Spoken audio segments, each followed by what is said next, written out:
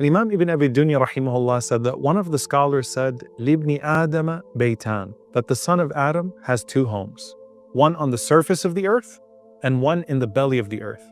He ends up focusing on the one that's on the surface of the earth. He adorns it, he decorates it, he makes doors facing the north, he makes doors facing the south, he prepares it to suit him in his winter and in his summer, and then he ends up neglecting the one that's in the belly of the earth, and he leaves it in ruins. So he says to this man that he sees putting his house together, this house that you've built above the surface, how long do you expect to live in it? He said, I don't know. He said, the one that's under the earth, how long do you expect to live in it? He said, forever. He said, then doesn't it make sense that that's the one you should work on? Have you built your next home yet? How well constructed is it? What furniture have you picked out for it? How big is it?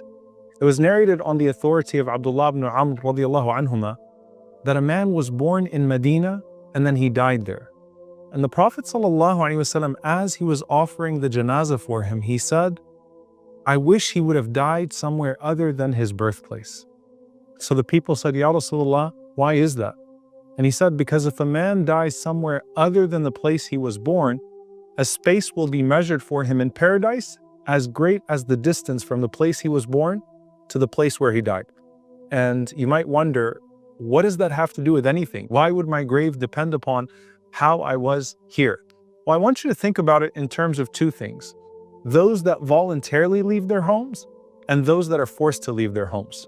So first think about it in terms of da'wah. Think about how many companions of the Prophet ﷺ left their homes for the sake of Allah. Like how many Meccans actually ended up dying in Medina. And if you think of the Sahaba, how many of them died all over the world spreading Islam?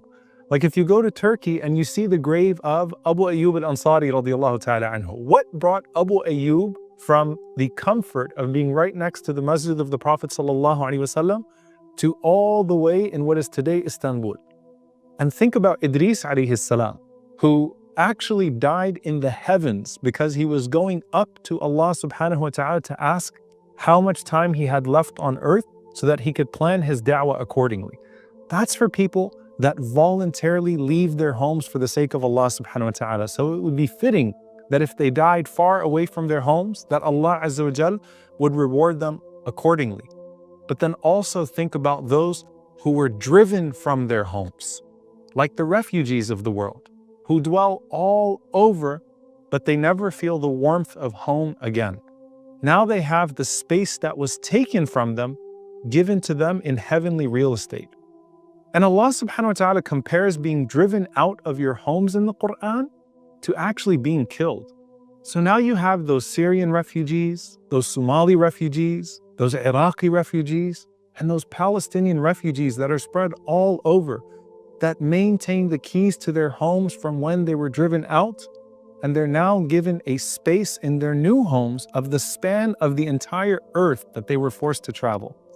So whether what drove you out of your homes was the qadr of Allah and you were patient in that circumstance, or what drove you out of your homes was seeking the pleasure of Allah and you were sincere in His cause, Allah does not disappoint in the repayment. On the other hand, Suwayd ibn Ghafla rahimahullah related that when Allah wants to neglect the people of hellfire, He allocates each one of them a coffin made of fire. And then He shuts these coffins with locks made of fire. And every time their nerves feel the pain, it's struck with another metal pin of fire. Then each coffin is placed inside another coffin made of fire, and then it's shut with locks made of fire. And Allah subhanahu wa ta'ala kindles fire between all of them. May Allah protect us. Then again, He places it in another coffin, and another coffin, and another coffin. And each one of them makes them feel like they're more trapped. And each person believes that no one suffers a worse fate than them. So woe to the oppressors on earth that crush and burn people here from such a punishment in the grave. And what are our graves except for a preview of our eternal homes, either gardens of Jannah or chambers of hell? At the very beginning of the dua we make as we're burying someone is a dua for their home to be spacious. Because we see ourselves putting someone in a narrow hole. And Auf ibn Malik radiallahu anhu narrates that the Prophet sallallahu alaihi wasallam made this dua for the deceased, and it's the one that we now recite regularly.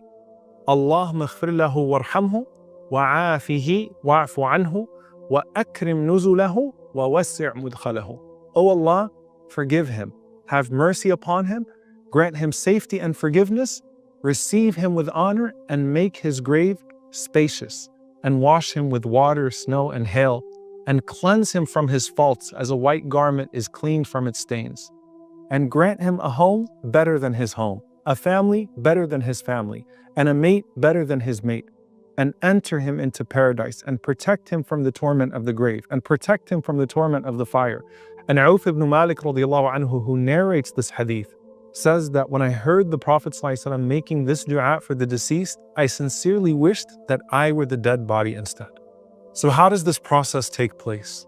When the one who is being questioned answers the questions right, Munkar and Nakir say, we knew that you would say this, like we knew you were going to pass this test. And then a voice cries out from the heavens, my slave has spoken the truth. Supply him with furnishings from Jannah, and clothe him with the clothes of Jannah, and open for him a gate to paradise. So there comes to him some of its fragrant scent, and his grave is expanded for him as far as the eye can see. In one narration, it is widened by 70 cubits. Now each cubit is 1 foot 6 inches. So think about how big that is. And it is illuminated like the full moon. By the way, this is the minimum of the believer's grave. May Allah subhanahu wa ta'ala widen all of our graves.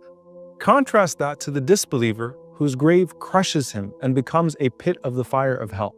So the Prophet ﷺ said that your grave is a section of what you expect after the day of judgment. It's either a garden from the gardens of paradise or a chamber from the chambers of hellfire.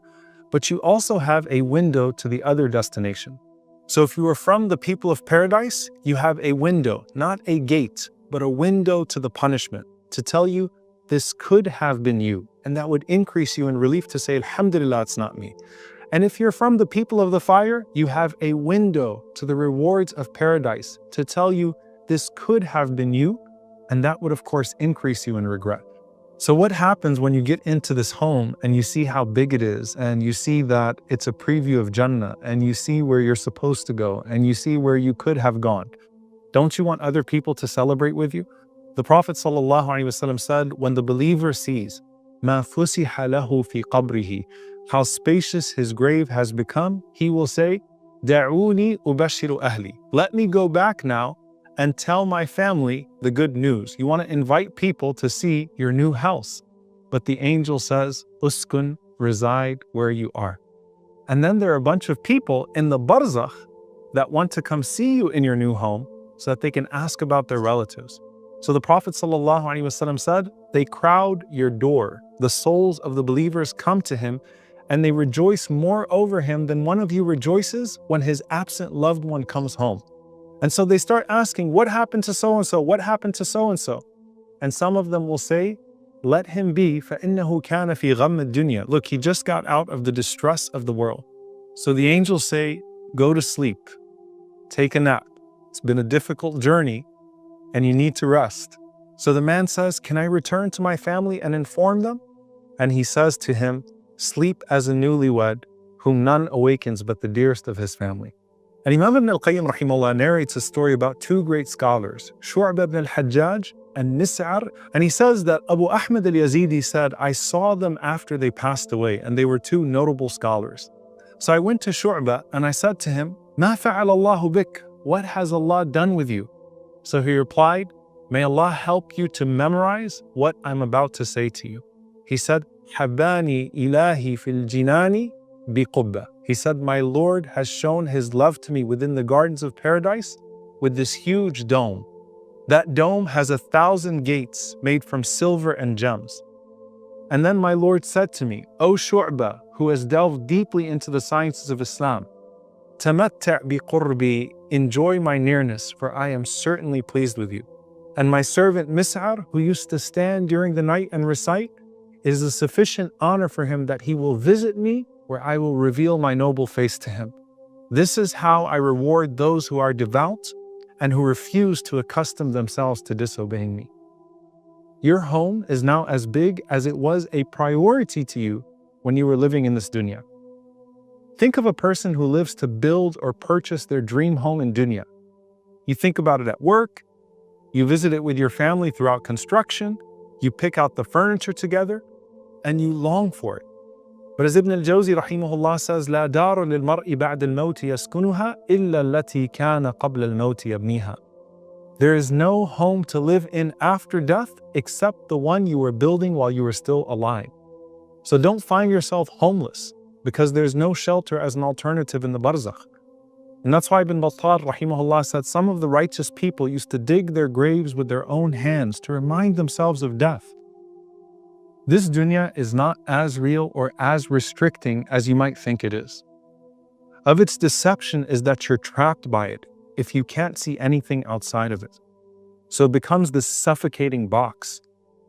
The soul of the believer, on the other hand, already feels expanse because it's connected to Allah subhanahu wa ta'ala and His throne. It's connected to the angels all around. It's connected to the Prophet sallallahu alaihi wasallam through salawat. It's connected to a Jannah that has no boundaries. And so the home of the soul, being the grave, will represent that expanse. Your soul is your escape from the world of misery. And as you've now passed into the barzakh, your soul can now travel to wherever your heart used to be when you were still stuck in this realm.